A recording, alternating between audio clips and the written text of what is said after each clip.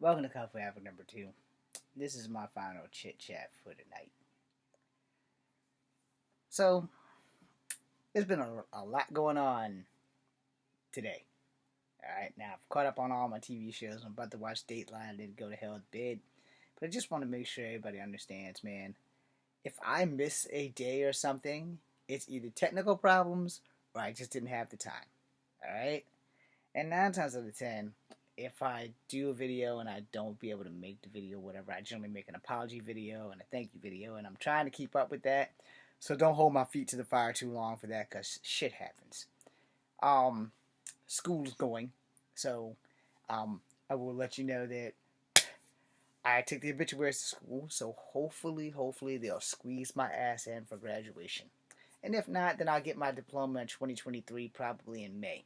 But it doesn't matter because I won't be attending school unless they allow me to, or unless they add something else to the fucking program, which I hope they don't, because I would have graduated a long time ago, but they added new classes to the program that I was in, so that's why I'm graduating at 49 instead of 47.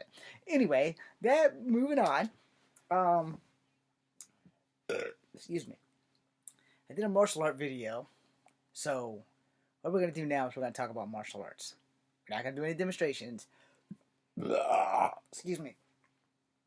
But we are going to talk about martial arts, and it's very important that I make this video just due to the fact that there are many things that people don't understand about martial arts. Alright? There are a lot of things that people do understand, and most of the time y'all understand shit respectfully because y'all watch too much damn TV. Alright? But there's a dark side of martial arts that people don't understand, and for that, you need to go to somebody who's a little bit more qualified to talk to y'all about that, and that would be Rob from McDojo Life, so go give him a follow and a shout out and pay attention to the shit that he does. Now, there's a darker side to martial arts that I am qualified to tell you about. People who abuse their skills. People who abuse their power. People who try to reinvent the school of hard knocks. Alright?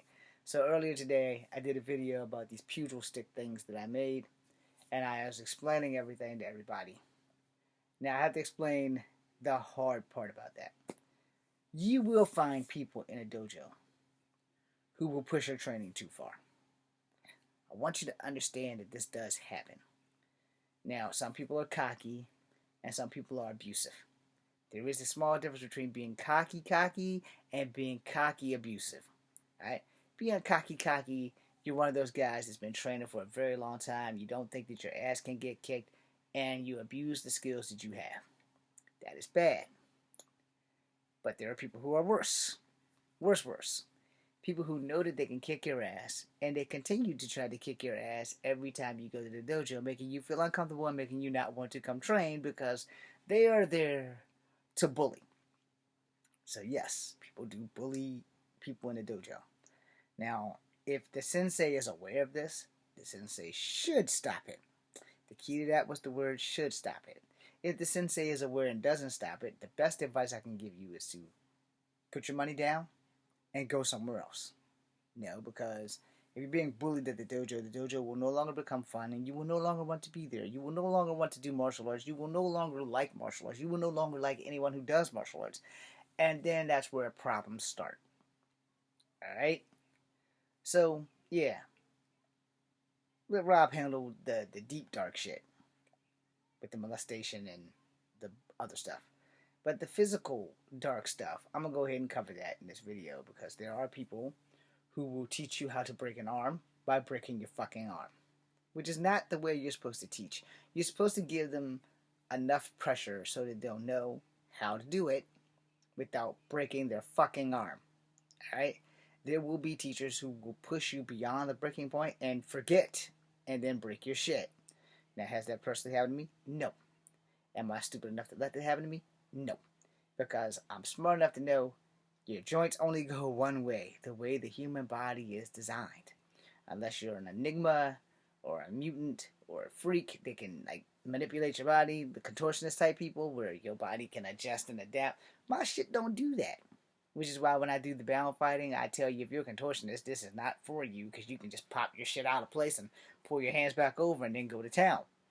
I can't do that shit, so I keep that shit honest. But you will always find a bully amongst passful and peaceful people. You may not always find a bully in the dojo until you get out the dojo.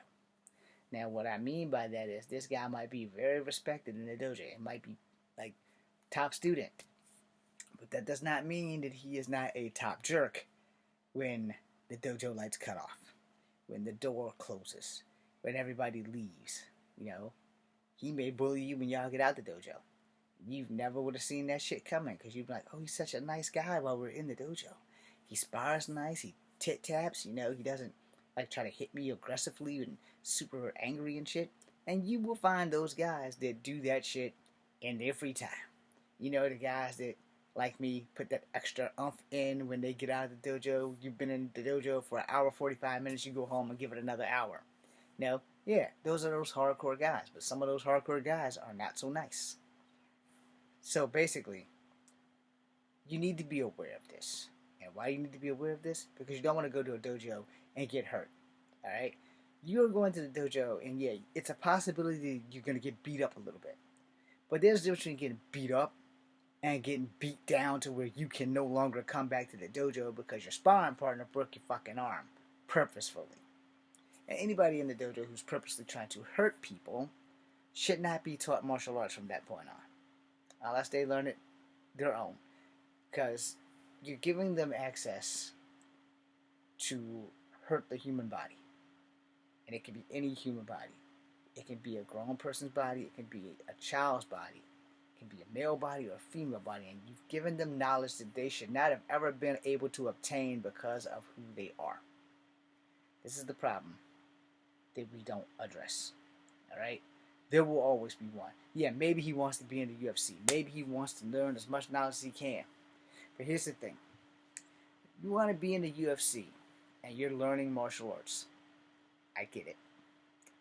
But the main thing you need to do is respect everyone else in the martial arts, because especially if they're not trying to be in the UFC. If they're in Taekwondo conditioning or Jiu-Jitsu competing, and karate competitions, it's fine. If they're doing wushu shows, fine.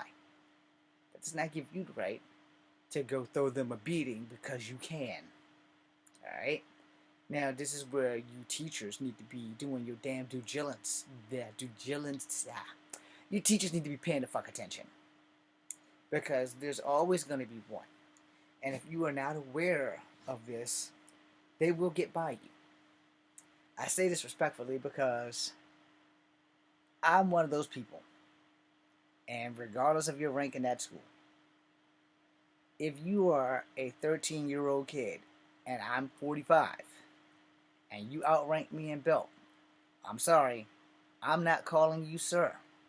Rather, you have a 7th degree white belt, which means you're a white belt with that little yellow stripe, a white belt, a yellow belt, a green belt, a blue, brown, black, I think I missed the color. Unless you are the sensei. And if you're a 25-year-old sensei, yeah, I'm 45, I can call you sir, because you're the sensei or the sifu. But if you're a 13-year-old kid, even with the black belt, I'm not calling you sir. You know why? Because here's that thing. That black belt, it's only countable in the dojo. I meant to make a video about this, I'm not sure if I did, so I'll make another one after. But I understand that this is how the abuse of power starts. With this ranking structure of, you're 13, you have a black belt, I'm 45, I have a white belt. Son, you ain't been alive long enough to me to call you sir. Yeah, I know, it's a respect thing. I got it. But see, this is how you teach a kid how to be a bully. And then you teach a kid how to be a bully with power. Except for the fact that I not only out-age you, I outweigh you. So you're not going to be physically bullying me. You're just going to be verbalizing your bullyship. And that leads to physical bullying at some point, at some time. This kid's going to walk out that dojo and be like, yeah, I got a black belt. I think I'm going to go to school and fuck some people up today. Teachers aren't aware of that. Most of the time they let that get by. And most of the time it's just kids being kids. Until it's not. Until they're calling your school and saying, did you teach this person how to do this, this, and this? Yes, I did. well, we need you to come down to the station because that kid that you taught how to do this, this, and this, well, he just damn near killed somebody because you taught him this, this, and that. Now, granted, the sensei is not responsible for you doing something stupid. Those are your actions and those are your consequences, even if the sensei taught you that shit. Your parents and sensei's job after he teaches you that is when to use it, but not to abuse it. And if you're a sensei and you aren't catching this, wake the fuck up. Because there are martial artists who are taught martial arts and become bullies, and they brutalize their sparring partners, and they brutalize innocent people. Be aware of that. Thanks for watching. I'm Echo Fan Grey Wolf.